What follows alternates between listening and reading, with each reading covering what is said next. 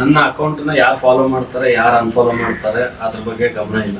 ನನ್ನ ಅಕೌಂಟ್ಗೆ ಎಷ್ಟು ದುಡ್ಡು ಬರ್ತಾ ಇದೆ, ಎಷ್ಟು ದುಡ್ಡು ನನ್ನ ಅಕೌಂಟಿಂದ ಆಚೆ ಹೋಗ್ತಾ ಇದೆ, ಆ ಹಂತದಲ್ಲಿ ನಾನು ಇದೀನಿ. ಅದೆಲ್ಲ ಏನು ಸಮಸ್ಯೆ ಇಲ್ಲ. ಫಾಲೋವರ್ಸ್ ಅಂದ್ರೆ ಜಸ್ಟ್ ಒಂದು ನಂಬರ್ ಅಷ್ಟೇ. ಫಾಲೋವರ್ಸ್ ಒಂದು ಸೆಲೆಬ್ರಿಟಿ ಸ್ಟೇಟಸ್ನ ಎಲ್ಲವೂ ಯಾವುದು ಡಿಸೈಡ್ ಮಾಡಲ್ಲ. ನಾನು 5,000 ಫಾಲೋವರ್ಸ್ ಇದ್ದಾಗಲೂ ಬರ್ತಿದ್ದೆ, ಇವಾಗ ಒಂದು ಸ್ವಲ್ಪ ಜಾಸ್ತಿ ಆಗಿದ್ದಾರೆ, ಇವಾಗಲೂ ಬರೀತಾ ಇದ್ದೀನಿ. ಅವಾಗ ಹೆಂಗಿದೆಯೋ ಹಂಗೆ ಫಾಲೋವರ್ಸ್ ಇಂದ ಯಾವುದನ್ನು ಅಳಿಯೋದಕ್ಕಾಗಲ್ಲ, ಅದೊಂದು ನಂಬರ್ ಅಷ್ಟೇ. ಇವಾಗ ಶಿವಣ್ಣನಿಗೆ 6 ಲಕ್ಷ ಫಾಲೋವರ್ಸ್ ಇದ್ದಾರೆ ಇನ್ಸ್ಟಾಗ್ರಾಮಲ್ಲಿ. ಯಾರೋ ಬಟ್ಟೆ ಮುಚ್ಕೊಂಡು ಕುಣಿಯೋರಿಗೆ ಮಿಲಿಯನ್ಸ್ ಗಟ್ಟಲೆ ಇದೆ, ಹೆಸರುಗಳು ಬೇಡ, ತುಂಬ ಹೆಸರುಗಳಿದ್ದಾವೆ. ಬಟ್ಟೆ ಮುಚ್ಕೊಂಡು ಕುಣಿಯೋ ಹುಡುಗಿಯರಿಗೆ 1 ಮಿಲಿಯನ್, 2 ಮಿಲಿಯನ್, 3 ಮಿಲಿಯನ್ ಇದ್ದಾರೆ. ಹಂಗಂತ ಶಿವಣ್ಣನಿಗಿಂತ ದೊಡ್ಡ ಸ್ಟಾರ್ಸ್ ಅವರು. ಕರ್ನಾಟಕದಲ್ಲಿ ಶಿವಣ್ಣನಿಗಿಂತ ದೊಡ್ಡ ಸ್ಟಾರ್ ಯಾರಾದರೂ ಇದ್ದಾರೆ. ಸೊ ಫಾಲೋವರ್ಸ್ ಅನ್ನೋದೆಲ್ಲ ಒಂದು ನಂಬರ್ ಅಷ್ಟೇ.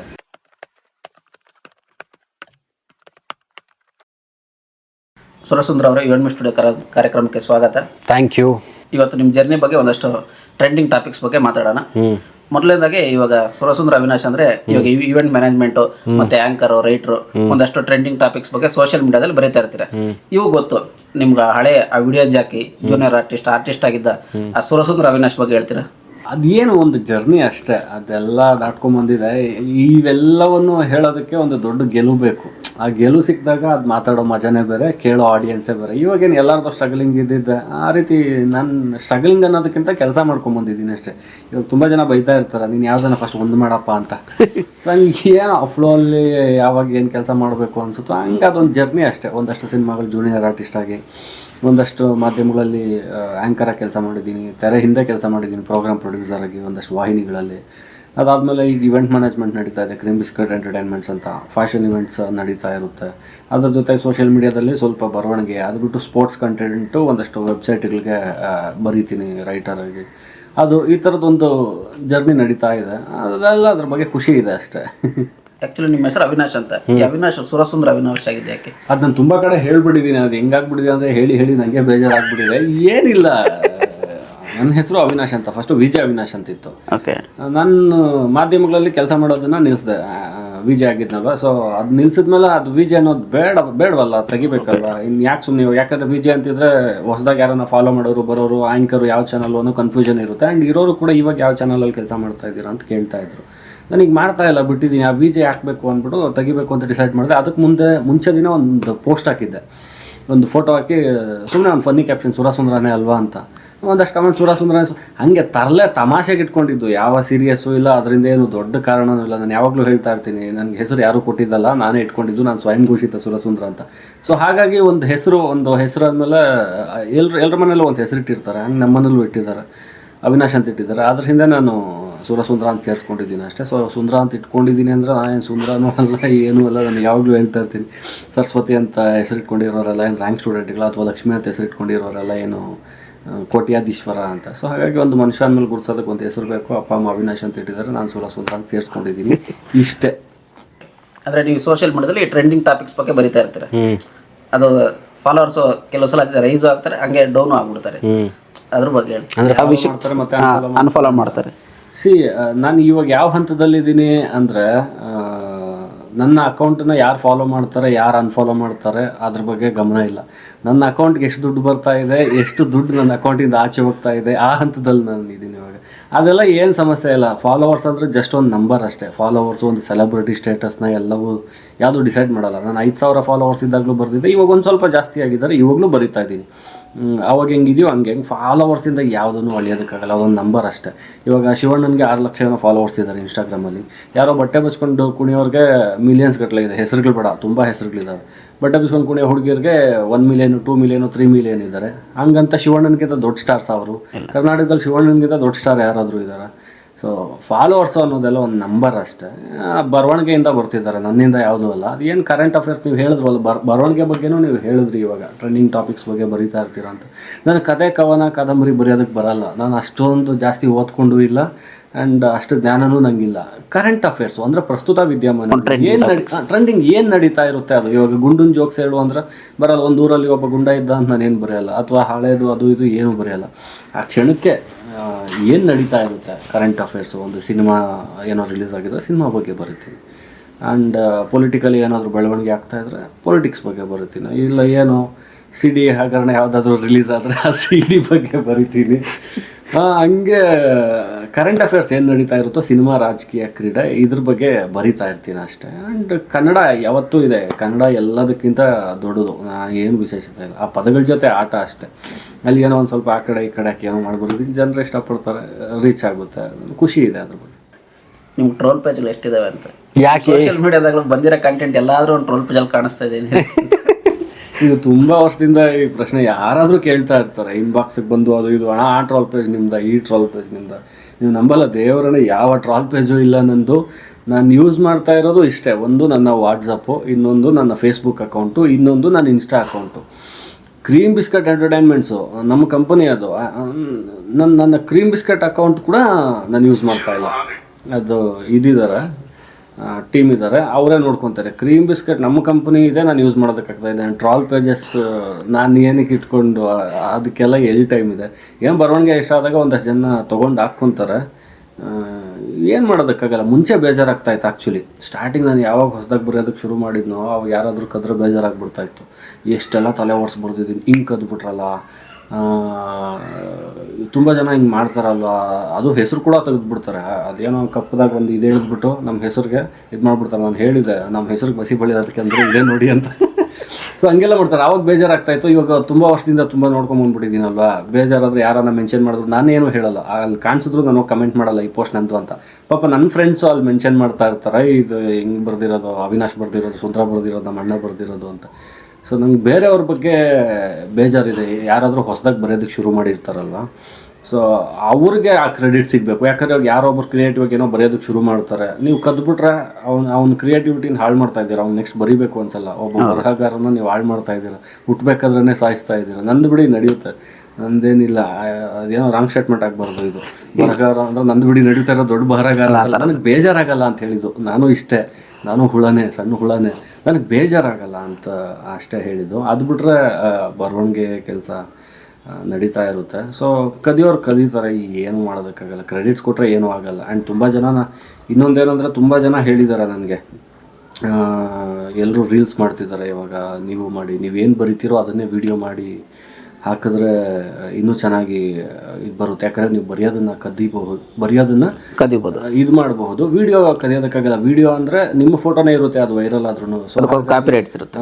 ಸೊ ಹಾಗಾಗಿ ವೈರಲ್ ಆಗ್ತೀರಾ, ಬರೆಯೋದನ್ನು ಬಿಟ್ಬಿಡಿ ಅಂತ ಹೇಳಿದ್ರು. ನಾನು ಬಿಟ್ಬಿಟ್ಟೆ, ಬರೆಯೋದನ್ನು ಬಿಟ್ಬಿಡಿ ಅಂತ ಹೇಳಿದವ್ರನ್ನ ಬಿಟ್ಬಿಟ್ಟೆ, ಬರೆಯೋದನ್ನು ಬಿಟ್ಟಿಲ್ಲ. ಸೊ ವಿಡಿಯೋ ಯಾವಾಗ ಅಪರೂಪಕ್ಕೆ ಏನೋ ಮಾಡುತ್ತೆ, ನನಗೆ ಅದು ಅನ್ಕಂಫರ್ಟಬಲ್ಲು. ಇವಾಗ ಯಾಕೆ ಅಂದರೆ ನಾನು ಇವಾಗ ಏನೋ ಒಂದು ಪಂಚ ತಲೆಗೆ ಬಂತು ಅಂದರೆ ನಾನು ಇಲ್ಲಿ ಕೂತಿದ್ದೀನಿ, 2 ನಿಮಿಷಕ್ಕೆ ಹಿಂಗೆ ಹಾಕ್ಬಿಟ್ಟು ಮುಗಿಸ್ತೀನಿ. ಫಾರ್ ಎಕ್ಸಾಂಪಲ್ ವಾಶ್ರೂಮಲ್ಲಿ ಕೂತಿದ್ದೀನಿ, ಅಲ್ಲೇನೋ ಬಂತು ನಂಗೆ, ಹಿಂಗೆ ಹಾಕ್ಬಿಟ್ಟು 2 ನಿಮಿಷಕ್ಕೆ ಮುಗಿಸ್ತೀನಿ. ಅದೇ ರೀಲ್ ಮಾಡಬೇಕು ಅಂದರೆ ಕಟಿಂಗ್ ಚೆನ್ನಾಗಿರಬೇಕು, ಒಳ್ಳೆ ಶರ್ಟ್ ಇರಬೇಕು, ಒಳ್ಳೆ ಕ್ಯಾಮ್ರಾ ಇರಬೇಕು, ಮೈಕ್ ಹಾಕಬೇಕು, ರೋಡ್ಗೆ ಹೋಗಬೇಕು, ಹಿಂಗೆ ಮಾಲ ಹಿಂಗೆ ಕುಡಿಬೇಕು, ಎಡಿಟ್ ಮಾಡಬೇಕು. ಅಯ್ಯೋ ನಂಗೆ ದೇವ್ರಲ್ಲಿ ಅಷ್ಟು ಪೇಷನ್ಸ್ ಇಲ್ಲ, ಅದು ನನ್ನ ಫುಡ್ಡು ಅಲ್ಲ. ಹಾಗಾಗಿ ನಾನು ಬರೆಯೋದ್ರಲ್ಲೇ ಕಂಫರ್ಟಬಲ್ ಇದೆ, ಬರೀತಾ ಇರ್ತೀನಿ ಅಷ್ಟೇ. ಅಂದರೆ ಇತ್ತೀಚೆಗೆ ಈ ಆಫ್ಟರ್ ಕರೋನಾ ಬಂದಮೇಲೆ ಜನ ಥಿಯೇಟ್ರಿಗೆ ಬರೋದು ಕಮ್ಮಿ ಆಗಿಬಿಟ್ಟಿದೆ. ನಿಮ್ಮ ಪ್ರಕಾರ ಥಿಯೇಟ್ರಿಗೆ ಜನ ಬರ್ಬೇಕಾದ್ರೆ ಏನು ಮಾಡಬೇಕು? ಒಳ್ಳೆ ಸಿನಿಮಾ ಮಾಡಬೇಕು. ಜನ ಥಿಯೇಟ್ರಿಗೆ ಬರ್ಬೇಕಾದ್ರೆ ಒಳ್ಳೆ ಸಿನಿಮಾ ಮಾಡಬೇಕು. ಆ್ಯಂಡ್ ಮುಂಚೆ ಕರೋನಾ ಆದಮೇಲೆ ಜನ ಅಪ್ಡೇಟ್ ಆಗಿದ್ದಾರೆ. ಹೌದು, ಕರೋನಾಗೆ ಮುಂಚೆ ಥರದ್ದೇ ಸಿನಿಮಾಗಳು ನಾನು ಮಾಡ್ತೀನಿ ಅಂದರೆ ಜನ ನೋಡೋದಕ್ಕೆ ರೆಡಿ ಇಲ್ಲ. ಯಾಕಂದರೆ ಕರೋನಾ ಅನ್ನೋದು ಒಂದು ದೊಡ್ಡ ಸ್ಪೇಸು, ದೊಡ್ಡ ಗ್ಯಾಪ್ ಇತ್ತು. ಜನ ತುಂಬ ಅಪ್ಡೇಟ್ ಆಗ್ಬಿಟ್ಟಿದ್ದಾರೆ. ಮುಂಚೆ ಅಂದರೆ ಕೆಲಸಗಳಲ್ಲಿ ಬ್ಯುಸಿ ಇದ್ರು, ಕೆಲ್ಸಕ್ಕೆ ಹೋಗೋರು, ವಾರಕ್ಕೆ ಒಂದು ಸಿನಿಮಾ ನೋಡೋರು, ಎಂಥದ್ದು ಯಾವರೇಜ್ ಸಿನಿಮಾ ಬಂದಿದ್ರು ಅದನ್ನು ಗೆಲ್ಸ್ಬಿಡೋರು, ಎಂಜಾಯ್ ಮಾಡ್ತಾ ಇದ್ರು. ಲಾಕ್ಡೌನಲ್ಲಿ ಏನಾಯಿತು ಅಂದರೆ 1 ವರ್ಷ 2 ವರ್ಷ ಎಲ್ಲ ಮನೇಲಿದ್ರು, ಸಿನಿಮಾಗಳು ನೋಡಬೇಕು. ತೆಲುಗು ಸಿನಿಮಾ ನೋಡಿದ್ರು, ತಮಿಳ್ ಸಿನಿಮಾ ನೋಡಿದ್ರು, ಹಿಂದಿ ಸಿನಿಮಾ ನೋಡಿದ್ರು, ಮಲಯಾಳಂ ನೋಡಿದ್ರು, ಕೊರಿಯನ್ ಕೂಡ ಬಿಟ್ಟಿಲ್ಲ, ಕೊರಿಯನ್ ಸಿನಿಮಾಗಳು ನೋಡಿದ್ರು. ಎಲ್ಲ ಅಪ್ಡೇಟ್ ಆಗಿದ್ದಾರೆ ಜನ. ನೀನು ಅಪ್ಡೇಟ್ ಆದ್ಮೇಲೂ ಕೂಡ ನೀನು ಡೈರೆಕ್ಟರ್ ಕೂಡ, ಟೆಕ್ನಿಷಿಯನ್ ಕೂಡ ಅಪ್ಡೇಟ್ ಆಗಬೇಕು. ಆವಾಗ ಜನ ಇಷ್ಟಪಡ್ತಾರೆ. ಇಲ್ಲ ನಾನು ಹಳೆ ಥರನೇ ಸಿನಿಮಾ ಮಾಡ್ತೀನಿ ಅಂದರೆ ಆಗಲ್ಲ. ಇವಾಗ ಮುಂಚೆ ಹೆಂಗಿತ್ತು ಅಂದರೆ ಇಲ್ಲೇ ನಮ್ಮ ಪಕ್ಕದ ರಾಜ್ಯ ಎಲ್ಲ ಆಲ್ಮೋಸ್ಟ್ 50% ತೆಲುಗು ಸಿನಿಮಾಗಳನ್ನ ನಾವು ರೀಮೇಕ್ ಮಾಡ್ತಾ ಇದ್ರಿ. ಇವತ್ತು ಕೊರಿಯನ್ ಸಿನಿಮಾನೇ ರೀಮೇಕ್ ಮಾಡಿದ್ರೆ ಅಥವಾ ಕದ್ರೆ ಯಾರೊಬ್ಬ ಆಡಿಯನ್ಸ್ ಕಮೆಂಟ್ ಮಾಡ್ತಾನೆ, ನಾನು ನೋಡಿದ್ದೀನಿ ಕೊರಿಯನ್ ಸಿನಿಮಾ, ಎಲ್ಲರೂ ನೋಡಿ ಹೇಳ್ತಾರೆ, ಎಲ್ಲ ನೋಡಿ ಹೇಳ್ತಾರೆ. ಆಡಿಯನ್ಸ್ ಅಪ್ಡೇಟ್ ಆಗಿದ್ದಾರೆ. ಆ್ಯಂಡ್ ಥಿಯೇಟರ್ ಜನ ಬರ್ತಿಲ್ಲ ಅಂತ ಹೇಳ್ತಾರೆ. ಯಾಕೆ ಬರ್ಬೇಕು ಅವರು? ಟ್ರೈಲರು, ಟೀಸರ್ ಎಲ್ಲ ಇದೆಯಲ್ಲ, ಕ್ಯೂರಿಯಾಸಿಟಿ ಹುಟ್ಟಿಸಿ ನೀವು ಕರ್ಕೊಂಬಂದಿನಿ ಟ್ರೈಲರು ಅಥವಾ ಟೀಸರ್ ಮುಖಾಂತರ, ಸಿನಿಮಾ ಮುಖಾಂತರ. ಯಾಕೆ ಬರ್ಬೇಕು? ಯಾಕೆ ಅಂದರೆ ಇವತ್ತು ಮುಂಚೆ ಥರ ಪರಿಸ್ಥಿತಿ ಇಲ್ಲ. ಥಿಯೇಟರ್ ಜನ ಬರ್ತಾ ಇಲ್ಲ ಅಂದರೆ ಥಿಯೇಟರ್ ವ್ಯವಸ್ಥೆ ಅಥವಾ ಈ ಮಲ್ಟಿಪ್ಲೆಕ್ಸು, PVRಗಳು ಕೂಡ ಆ ರೀತಿ ಇಲ್ಲ. ಫಾರ್ ಎಕ್ಸಾಂಪಲ್ ಒಂದು ಕುಟುಂಬದಲ್ಲಿ 4 ಜನ ಇದ್ದಾರೆ, ಗಂಡ, ಹೆಂಡತಿ, ಅಪ್ಪ, ಮಗ, 4 ಜನ ಒಂದು ದಿನ ಎತ್ತಿರ್ತಾರೆ ಒಂದು ಸಿನಿಮಾ ನೋಡಬೇಕು ಅಂತ. ಬರ್ತಾರೆ, ಒಂದು PVRಗೆ ಬರ್ತಾರೆ. ಟಿಕೆಟ್ 250 ರೂಪಾಯಿ ಇರುತ್ತೆ ಅಂತಾನೆ ಇಟ್ಕೊಳ್ಳೋಣ. ಒಂದು ಟಿಕೆಟ್ 250 ರೂಪಾಯಿ ಅಂತ 4 ಜನಕ್ಕೆ 1000 ರೂಪಾಯಿ ಆಯಿತು. 1,000 ರೂಪಾಯಿ. ಒಂದು ಕಾರಲ್ಲಿ ಬರ್ಬೇಕಂದ್ರೆ ಬರೋದಕ್ಕೆ ಅರ್ಧ ಗಂಟೆ ಟೈಮ್ ಎತ್ತಿಡ್ಬೇಕು, ಸಿನಿಮಾ ಮುಗಿಸ್ಕೊಂಡು ಹೋಗೋದಕ್ಕೆ ಅರ್ಧ ಗಂಟೆ 5 ಅವರ್ ಎತ್ತಿಟ್ಟಿರ್ಬೇಕು ಈ ಜರ್ನಿಗೆ. ಅದಾದ್ಮೇಲೆ ಪಾಪ್ಕಾರ್ನ್, 4 ಜನ ಪಾಪ್ಕಾರ್ನ್ ತಿನ್ಬೇಕಾದ್ರೆ 1,500 ರೂಪಾಯಿಂದ 2,000 ರೂಪಾಯಿ ಇಲ್ಲ ಅಂದ್ರೆ ಆಗಲ್ಲ. ಸೊ ಅಲ್ಲೇ 3,000 ರೂಪಾಯಿ 3,500 ರೂಪಾಯಿ ಆಯ್ತು. ಆಮೇಲೆ ಅಲ್ಲಿ ಪಾರ್ಕಿಂಗ್ 100 ರೂಪಾಯಿ ಕೊಡ್ಬೇಕು, ಕಾರ್ ಪಾರ್ಕಿಂಗ್ಗೆ. ಮೊದಲು ನಾವೆಲ್ಲ ಸಿನಿಮಾ ನೋಡ್ತಾ ಇದ್ದಿದ್ದು 100 ರೂಪಾಯಿ ಕೊಟ್ಟು ಸಿನಿಮಾ ನೋಡ್ತಾ ಇದ್ವಿ. ಅಂದ್ರೆ ನನ್ನ ಕಾಲೇಜ್ ಡೇಸ್ ಅಲ್ಲಿ ನಾನು ಹೇಳ್ತಾ ಇರೋದು. ಇವಾಗ 100 ರೂಪಾಯಿ ಬರೀ ಪಾರ್ಕಿಂಗ್ ಕೊಡ್ಬೇಕು. ಇಷ್ಟೆಲ್ಲಾ ಕೊಟ್ರು ಸಿನಿಮಾ ಚೆನ್ನಾಗಿದೆ ಅನ್ನೋ ಗ್ಯಾರಂಟಿ ಇಲ್ಲ. OTT ಅಲ್ಲಿ ನೋಡಿದ್ರೆ ಅವ್ನು ಬೋರ್ ಆದ್ರೆ ಅವ್ನು 15 ನಿಮಿಷ 20 ನಿಮಿಷ ನೋಡ್ತಾನೆ, ಬೋರ್ ಆದ್ರೆ ಅವ್ನು ಫಾರ್ವರ್ಡ್ ಮಾಡ್ಕೊಂಡು ಬೇರೆ ಕಡೆ ಹೋಗ್ತಾನೆ. OTT ಅಲ್ಲಿ ಅವರು ಏನು ಬಿಟ್ಟು ನೋಡ್ತಾ ಇಲ್ಲ, ಅವರು ಸಬ್ಸ್ಕ್ರೈಬ್ ಆಗಿದ್ದಾರೆ. ನೋಡ್ತಾ ಇದ್ದಾರೆ. ಹಾಗಾಗಿ ನೀನು ಒಳ್ಳೆ ಸಿನಿಮಾ ಮಾಡಿದ್ರೆ ಥಿಯೇಟರ್ಗೆ ಬರ್ತಾರೆ. ಇಷ್ಟೆಲ್ಲ ಕೊಟ್ಬಿಟ್ಟು ಜನ ಏನಕ್ಕೆ ಬರ್ಬೇಕು? 3,000 ರೂಪಾಯಿ ಖರ್ಚು ಮಾಡ್ಕೊಂಡು 4 ಜನ ಅಲ್ಲಿ ಚೆನ್ನಾಗಿಲ್ಲ ಅಂದ್ರೆ ಪಾಪ ಅವ್ರು ಏನ್ ಮಾಡ್ಬೇಕು? ಜನರನ್ನ ಬಯೋದ್ರಲ್ಲಿ ಏನು ಅರ್ಥ ಇಲ್ಲ. ಯಾಕೆ ಜನ ಬರ್ತಾ ಇಲ್ಲ ಅಂದ್ರೆ ಅಂತ ಕ್ವಾಲಿಟಿ ಸಿನಿಮಾಗಳು ಬರ್ತಾ ಇಲ್ಲ. ಅದ್ಭುತವಾದ ಯಾವ ಸಿನಿಮಾ ಸೋತಿದೆ? ನಾವ್ ಇಷ್ಟೆಲ್ಲ ಮಾತಾಡ್ತೀವಲ್ಲ, ಇದು ಅದ್ಭುತವಾದ ಸಿನಿಮಾ ನಮ್ ಜನ ಸೋಲ್ಸ್ಬಿಟ್ರು, ಯಾವ್ದಿದೆ ಆ ತರ? ಸೋಲು ಗೆಲ್ಲುವ ಸಣ್ಣ ಪುಟ್ಟ ವ್ಯತ್ಯಾಸ ಆಗ್ಬಹುದು ಅಷ್ಟೇ. ಅದು ಬಿಟ್ರೆ ಬೇರೆ ಏನಿಲ್ಲ. ಸಿನಿಮಾ ಚೆನ್ನಾಗಿ ಮಾಡ್ಬೇಕು ಜನ ಥಿಯೇಟರ್ಗೆ ಬರ್ಬೇಕಂದ್ರೆ. ಅಂದ್ರೆ ನೀವು ಬಿಗ್ ಬಾಸ್ ಹೋಗಿ ವಾಪಸ್ ಬಂದ್ರಿ, ಮತ್ತೇನಾದ್ರು ಹೋಗ್ತೀರಾ? ಅದು ನೋಡೋಣ. ಅದು ಟೂ ಅರ್ಲಿ. ಇನ್ನೊಂದು ಸೀಸನ್ ಆಲ್ರೆಡಿ ಮುಗೀತು. ಇನ್ನು ಒಂದು ವರ್ಷ ಇಲ್ಲ ಅಂದ್ರೆ 9 ತಿಂಗಳೈತೆ. ಅದು ನೋಡೋಣ. ಅದು ಲಾಸ್ಟಲ್ ಸ್ಟೇಜಲ್ಲಿ ಏನಾಗಬೇಕಾಗಿತ್ತು ಆಯ್ತು. ಅದ್ರ ಬಗ್ಗೆ ನಾನು ಎಲ್ಲೂ ಮಾತಾಡಿಲ್ಲ. ಏನಕ್ಕೆ ಮಾತಾಡಿಲ್ಲ ಅಂದರೆ ಹಂಗಂತ ಅದೆಲ್ಲ ಆಗಿದ್ದನ್ನೆಲ್ಲ ಒಪ್ಕೊಂಡಿದ್ದೀನಿ ಅಂತಲೂ ಅಲ್ಲ. ನೆಗೆಟಿವಿಟಿ ಸ್ಪ್ರೆಡ್ ಮಾಡಬಾರ್ದು ಅನ್ನೋ ಕಾರಣಕ್ಕೆ ನಾನು ಎಲ್ಲೂ ಏನು ಮಾಡೋದಕ್ಕೆ ಹೋಗಿಲ್ಲ. ಅವ್ರು ಬೇಕು ಅಂದರೆ ನನ್ನ ಕಳಿಸಿರೋರು, ಬೇಡ ಕಳಿಸಿಲ್ಲ, ಇಷ್ಟೇ. ಅದೇನೋ ವೋಟಿಂಗು ಅಂತೇನೋ ಅಂದರು. ಅದು ತುಂಬ ಹತ್ರದಿಂದ ಬಂದವ್ರಿಗೆಲ್ಲ ಗೊತ್ತು. ಜನ ಎಲ್ಲ ಅಪ್ಡೇಟ್ ಆಗಿದ್ದಾರೆ. ಟೆಕ್ನಿಷಿಯನ್ಸ್ಗೆ, ಇಂಡಸ್ಟ್ರಿಯವ್ರಿಗೆ ಮತ್ತು ಬೇರೆ ಕಾಮನ್ ಮ್ಯಾನ್ಗೂ ಗೊತ್ತು. ಅವ್ರಿಗೆ ಬೇಕಾಗಿದ್ದರೆ ಕಳಿಸಿರೋರು, ಇಲ್ಲ ಅಂದರೆ ಇಲ್ಲ. ಫಾರ್ ಎಕ್ಸಾಂಪಲ್ ನಮ್ಮದೇ ಸೀಸನಲ್ಲಿ ಅದು ಯಾರೋ ಅವ್ರ ಹೆಸರು ಪವಿ ಮತ್ತು ಇನ್ನೊಬ್ರು ಯಾರೋ ಹೋದ್ರು, ಅವಿನಾಶ್ ಶೆಟ್ಟಿ. ಸೊ ನಾನು ಯಾವ ಸೀಸನ್ ಸ್ಟೇಜ್ಗೆ ಹೋಗಿ ಬಂದು ಅದೇ ಸೀಸನಲ್ಲಿ ವೈಲ್ಡ್ ಕಾರ್ಡ್ಗೆ ಎಂಟ್ರಿ ಹೋದ್ರು. ಅವ್ರಿಗೆ ಯಾರು ವರ್ಕ್ ಮಾಡಿದ್ರು? ತಂಡಕ್ಕೆ ಬೇಕಿತ್ತು, ಕಳಿಸಿದ್ರು ಅಷ್ಟೇ. ಅದೆಲ್ಲ ಏನಿಲ್ಲ. ಅದು ಮರ್ತಿದ್ದು ಆಯಿತು, ನಾನು ಮುಂದೆ ಬಂದಿದ್ದು ಆಯಿತು. ಅದು ಒಂದು ಕೆಟ್ಟ ದಿನ ಅಷ್ಟೇ. ಅದಾಗಬಾರ್ದಾಗಿತ್ತು, ಆಯಿತು. ಒಂದು ಕೆಟ್ಟ ದಿನ. ನನಗೆ ಹೋಗಿಲ್ಲ ಅಂತ ಇವಾಗಲೂ ಹೇಳ್ತೀನಿ ಕೇಳಿ. ನನ್ನ ಸ್ನೇಹಿತರಿಗೂ ಗೊತ್ತು, ನಮ್ಮ ಮನೆಗೂ ಗೊತ್ತೋದು. ನನಗೆ ಹೋಗಿಲ್ಲ ಅಂತ 1% ಬೇಜಾರಿಲ್ಲ. ಅದು ಟೆಲಿಕಾಸ್ಟ್ ಮಾಡಬಾರ್ದಾಗಿತ್ತು. ಅವರು ಟೆಲಿಕಾಸ್ಟ್ ಮಾಡಿದ್ದು ಬೇಜಾರಾಯಿತು. ಇಟ್ಸ್ ಓಕೆ, ಮುಂದೆ ಹೋಗೋಣ. ಅಂದರೆ ನೀವು ಈಗ ಬಂದಾಗಿಂದ ಮಲ್ಟಿಪಲ್ ಕೆಲಸಗಳು ಮಾಡಿದ್ರೆ, ಆ್ಯಕ್ಟ್ರು, ಆ್ಯಂಕರಿಂಗು, ವಿಡಿಯೋ ಜಾಕಿ, ಈಗ ಈವೆಂಟ್ ಮ್ಯಾನೇಜ್ಮೆಂಟ್ ಬೇರೆ ಮಾಡ್ತಿದ್ರೆ. ಆ್ಯಕ್ಚುಲಿ ನೀವು ಏನಾಗಬೇಕು ಅಂತ ಬಂದಿದ್ದು? ಏನಿಲ್ಲ ಸರ್, ಬ್ಯುಸಿ ಇರಬೇಕು, ಕೆಲಸ ಮಾಡಬೇಕು. ಕಾಯಕವೇ ಕೈಲಾಸ. ಸೊ ಕೆಲಸ ಮಾಡ್ತಾ ಇರ್ಬೇಕಷ್ಟೇ. ಅದು ಗೊತ್ತಿಲ್ಲ. ಒಂದೇನಂದ್ರೆ ಸ್ಟ್ರಾಂಗ್ ಆಗಿ ಕಲರ್ಫುಲ್ ಜಗತ್ತಲ್ಲಿ ಇರಬೇಕು ಅಂತ ನಾನು ಯಾವಾಗಲೂ ಹೇಳ್ತಾ ಇರ್ತೀನಿ. ಈ cinema, media, short film, event management, ಮಾಡಲಿಂಗು, ಈ VJ, ಇದೆಲ್ಲ ಧಾರಾವಾಹಿ, ಸೀರಿಯಲ್ಲು, ಈ ಒಂದೇ ತಾಯಿಯ 5-6 ಜನ ಮಕ್ಕಳಿದ್ದಂಗೆ ಇವರು. ಅದು ಯಾವುದೋ ಒಂದು ಇದರಲ್ಲಿ ಕೆಲಸ ಮಾಡ್ತಾ ಇರಬೇಕು, ಬರಿತಾ ಇರಬೇಕು, ಇವೆಂಟ್ ಮ್ಯಾನೇಜ್ಮೆಂಟ್ ಮಾಡ್ತಾ ಇರಬೇಕು. ಆವಾಗ ಹೋಗಿ ಅಲ್ಲೊಂದು ಏನೋ ಒಂದು ಆ್ಯಕ್ಟ್ ಮಾಡ್ತಾ ಇರಬೇಕು ಯಾವುದೋ ಒಂದು ಸಿನಿಮಾದಲ್ಲಿ. ಸೊ ಹಿಂಗೊಂದು ಫ್ಲೋ ಅಷ್ಟೇ, ಕೆಲಸ ಮಾಡ್ತಾ ಇರಬೇಕು. ನೀವು ಡಾಲರ್ ಅಂತ ಒಂದು ಶಾರ್ಟ್ ಫಿಲಮ್ ಮಾಡಿದ್ರಿ. ಆ್ಯಕ್ಚುಲಿ ನನ್ನ ಶಾರ್ಟ್ ಫಿಲಮ್ ಜರ್ನಿ ಶುರುವಾಗಿದೆ ಅಲ್ಲಿಂದ. ಅದ್ರ ಬಗ್ಗೆ ಹೇಳಿ, ನಾನು ಆಮೇಲೆ ಹೇಳ್ತೀನಿ. ಡಾಲರ್ ಅಂತ ಒಂದು ಶಾರ್ಟ್ ಫಿಲಮ್ ಆಯಿತು. ರಿಯಾಲಿಟಿ ಮಾತಾಡೋದಾದರೆ ಆ ಕ್ಷಣಕ್ಕೆ ಆವಾಗ ತುಂಬ ಚೆನ್ನಾಗಿ ಮಾಡಿದ್ವಿ. ಸೊ ಒಂದಷ್ಟು ಮೊದಲುಗಳಿಗೆ ಕಾರಣ ಆ ಶಾರ್ಟ್ ಫಿಲಮ್. ಇವತ್ತು ಎಷ್ಟೋ ಜನ ಕೋಟಿ ರೂಪಾಯಿಗೆ ಸಿನಿಮಾ ಮಾಡ್ತಾರೆ, ರೀಚ್ ಮಾಡೋದಕ್ಕಾಗ್ತಾ ಇಲ್ಲ. ಬಟ್ ನಾನು ಒಂದು ಶಾರ್ಟ್ ಫಿಲಮ್ಗೆ, ದೊಡ್ಡ ಸಿನಿಮಾಗೆ ಏನು ಬೇಕೋ ಅದನ್ನೆಲ್ಲವನ್ನು ಮಾಡಿದ್ದೆ. ನನ್ನ ನಿರ್ದೇಶಕರು ಸುರೇಶ್ ಪಾವಗಡ ಅಂತ, ಇವತ್ತು ಅವರಿಲ್ಲ, ಕರೋನಾದಿಂದ ತೀರ್ಕೊಂಡ್ರು. ಅವ್ರು ನೆನೆಸ್ಕೊಂಡು ಮಾತಾಡೋದಾದ್ರೆ ಅದೊಂದು ಒಂದು ಚೆನ್ನಾಗಿತ್ತು ಅದೊಂದು ಜರ್ನಿ. ಇವಾಗ ಮಾಡ್ತಾರಲ್ಲ ಸೆಲೆಬ್ರಿಟಿ ಶೋ, ಅದು ನಾನು ಶಾರ್ಟ್ ಫಿಲಮ್ ಸೆಲೆಬ್ರಿಟಿ ಶೋ ಮಾಡಿದ್ದೆ. And for the first time short ಫಿಲಮಲ್ಲಿ ನಾನೇ ಡ್ರೋನ್ ಯೂಸ್ ಮಾಡಿದ್ದು. ಅದು ನನ್ನ ಗೆಲುವಲ್ಲ, ಅದು ಟೆಕ್ನಾಲಜಿ ಗೆಲುವು. ಡ್ರೋನ್ ಇತ್ತು, ಆಯಿತು, ಬಟ್ ಹೇಳಿದ್ದಷ್ಟೇ. ಅದಾದಮೇಲೆ ತುಮಕೂರಲ್ಲಿ ರಿಲೀಸ್ ಮಾಡಿದ್ರಿ, ಪಾವಗಡದಲ್ಲಿ 2,000 ಇರೋ ಥಿಯೇಟ್ರು ತುಂಬಿ 500 ಜನ ಕೆಳಗಡೆ ಕೂತ್ಕೊಂಡಿದ್ರು. ನಾನು ಫೂಟೇಜ್ ಕೊಡ್ತೀನಿ, ಅದು ಸೋಷಿಯಲ್ ಮೀಡಿಯಾದಲ್ಲೂ ಅಪ್ಲೋಡ್ ಮಾಡಿದ್ದೀನಿ. ಇವಾಗ ಒಂದು ದೊಡ್ಡ ಸ್ಟಾರ್ಗೆ ಏನು ಸಿಗಬೇಕು ಓಪನಿಂಗ್ ದಿವಸ, ಅದು ನನಗೆ ಸಿಕ್ಕಿತ್ತು. ಅದು ನನಗೆಲ್ಲ ಸಿನಿಮಾಗೆ ಅಂತಲೇ ಇಟ್ಕೊಳ್ಳೋದು. ಒಂದು ಓಪನಿಂಗ್, ಒಂದೇ ಶೋ ಮಾಡಿದ್ದು, ಅದೇನು ನಾರ್ಮಲ್ ರಿಲೀಸ್ ಅಲ್ಲ. ಅದು ಖುಷಿ ಐತೆ, ಅದೊಂದು ಜರ್ನಿ. ಬಟ್ ಇವಾಗ ರಿಯಾಲಿಟಿ ಮಾತಾಡೋದಾದ್ರೆ ಇವಾಗ ನೋಡಿದಾಗ ಇನ್ನೂ ಚೆನ್ನಾಗಿ ಮಾಡ್ಬೋದಾಗಿತ್ತಲ್ಲ. ಯಾಕಂದರೆ ನಾವು ಏನೋ ಅಪ್ಡೇಟ್ ಆಗಿರ್ತೀವಿ. ಇವಾಗ ಆವಾಗ ನೋಡಿದಾಗ ಆವಾಗ ಸರಿ ಅನಿಸಿದೆ. ಇವಾಗ ಅದು 5 ವರ್ಷ ಏನೋ ಆಯಿತು. ಅದು ನೋಡಿ, ಇದು ಇನ್ನೂ ಚೆನ್ನಾಗಿ ಮಾಡ್ಬೋದಾಗಿತ್ತಲ್ಲ ಅಂತ ಇವಾಗ ಅನಿಸುತ್ತೆ. ಬಟ್ ಆ ಕ್ಷಣಕ್ಕೆ ಇದಕ್ಕೆ ಒಂದು ಒಳ್ಳೆ ಮೆಮೊರಿ ಒಂದಷ್ಟು ಜನರನ್ನು ಕೊಟ್ಟಿದೆ ಅದು ನನಗೆ.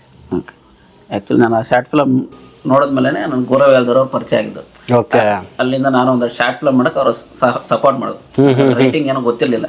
ಅಲ್ಲಿಂದ ಅವರು ಹಂಗಲ್ಲ ಹಿಂಗೆ ನಾನು ಆ್ಯಕ್ಚುಲಿ ಶುರು ಮಾಡಿದ್ದು ಅಲ್ಲಿಂದ. Thank you. ಅದಕ್ಕೊಂದು ಏ ಇರ್ಲಿ, ಅವರೇ ನಮ್ಮ ಶಾರ್ಟ್ ಫಿಲಮ್ಗೆ ಹಾಡು ಬರ್ದಿದ್ದು, ಒಂದು ಹಾಡು ಕೂಡ ಹಾಕಿದ್ರು. ತುಂಬ ಸಖತ್ತಾಗಿತ್ತು ತಂದೆ ಬಗ್ಗೆ. ಹೌದು, ಎಕ್ಸಾಕ್ಟ್ಲಿ. ನೋಡಿ, ಚೆನ್ನಾಗಿ ಹೇಳ್ತಾ ಇದ್ರು, ನಾನೇ ಮರ್ತು ಬಿಟ್ಟಿದ್ದೀನಿ. ಗೌರವಿ ಆಲ್ದವರು ಲಿರಿಕ್ಸ್ ಬರ್ದಿದ್ದು, ಸ್ಪರ್ಶ ಅವರು ಒಳ್ಳೆ ಸಿಂಗರ್, ಅವ್ರು ಹಾಡಿದ್ರು. And Vikas Vasishtha music director Vikas Vasishtha ಒಂದು ಸಾಂಗ್ ಮಾಡಿ ಯುಗಾದಿ ಹಬ್ಬದ ದಿವಸ ರಿಲೀಸ್ ಮಾಡಿದ್ವಿ. ಎಲ್ಲವೂ ಇತ್ತು ಅದರಲ್ಲಿ. ಒಂದು ಸಾಂಗ್ ಇತ್ತು, ಒಂದು ಒಳ್ಳೆ ಲವ್ ಸ್ಟೋರಿ ಇತ್ತು, ತಂದೆ ಮಗಳ ಸೆಂಟಿಮೆಂಟ್ ಇತ್ತು. ಸೊ ಅದೊಂದು ಒಳ್ಳೆ ಜರ್ನಿ. ನೀವು ಇಷ್ಟೊಂದು ಮಲ್ಟಿಪಲ್ ಕೆಲಸಗಳು ಮಾಡ್ತೀರಿ, ಒಂದಷ್ಟು ಫ್ಯಾನ್ಸು ಇದ್ದಾರೆ, ಒಂದಷ್ಟು ವೀಕ್ಷಕರು ಇದ್ದಾರೆ, ನೀವು ಯಾಕೆ ಸೀರಿಯಲ್ ಮಾಡಬಾರ್ದು? ನನಗೆ ಯಾವತ್ತೂ ಅನಿಸಿದ್ದು ಸೀರಿಯಲ್ ನನ್ನ ಫುಡ್ ಅಲ್ಲ ಅಂತ. ಸೊ ನನಗೆ ಹೇಳ್ತೀನಿ ಅಂತಲ್ಲ, ಸೀರಿಯಲ್ ಮಾಡಬೇಕು ಅಂದಿದ್ರೆ ಇಷ್ಟು ಟೈಮ್ ಬೇಕಿರಲಿಲ್ಲ. ಅದು ನನಗೆ ಆಸಕ್ತಿ ಇಲ್ಲ ಸೀರಿಯಲ್ ಬಗ್ಗೆ. ಇವತ್ತು ನನ್ನ ಸುತ್ತಮುತ್ತ ಇರೋರು ಇಷ್ಟಪಡ್ಬೋದು. ನಾನು ಸೀರಿಯಲ್ ಮಾಡ್ಬಿಟ್ರೆ ನಮ್ಮ ಅಪ್ಪ ಅಮ್ಮ ಖುಷಿ ಆಗ್ಬಿಡ್ತಾರೆ, ಡೈಲಿ ಟಿ ವಿಯಲ್ಲಿ ನೋಡ್ಬೋದು. ನನ್ನ ಫ್ರೆಂಡ್ಸು, ಅಕ್ಕ, ಇವರೆಲ್ಲ ಖುಷಿ ಆಗ್ತಾರೆ. ಬಟ್ ನನಗೆ ಅದೇನೋ ಮನಸಾಕ್ಷಿ ಒಪ್ಪಲ್ಲ. ಇಲ್ಲ, ಸೀರಿಯಲ್ ಅದೇನೋ ನನಗೆ ಸೀರಿಯಲ್ ಬಗ್ಗೆ ಆಸಕ್ತಿ ಇಲ್ಲ. ಯಾವುದೋ ಮನ್ಸು ಮಾಡಿದ್ರೆ ಮಾಡ್ಬೋದಾಗಿತ್ತು, ಯಾವುದಾದ್ರು ಒಂದು ಪಾತ್ರ ಇರೋ ಕಾಂಟ್ಯಾಕ್ಟನ್ನು ಯೂಸ್ ಮಾಡ್ಕೊಂಡು ಪಾಪ ಕೇಳಿದ್ರೆ ಯಾವುದಾದ್ರು. ಬಟ್ ಅದು ನನ್ನ ಫುಡ್ ಅಲ್ಲ ಅನ್ನೋ ಕಾರಣಕ್ಕೆ ಕ್ಲಿಯರ್ ಆಗಿ ಹೇಳ್ತೀನಿ, ಮುಂದೆ ಕೂಡ ನಾನು ಸೀರಿಯಲ್ ಮಾಡಲ್ಲ. ನನಗೆ ಸೀರಿಯಲ್ ಅಲ್ಲ ಆಸಕ್ತಿ ಇಲ್ಲ. ಮಾಡ್ತಾ ಇರೋರಿಗೆ ಖುಷಿ ಇದೆ, ಬಟ್ ನಾನು ಪರ್ಸ್ನಲ್ ಆಗಿ ಹೇಳ್ತಾ ಇರೋದು, ನನಗೆ ಸೀರಿಯಲ್ ಬಗ್ಗೆ ಅಷ್ಟೊಂದು ಆಸಕ್ತಿ ಇಲ್ಲ.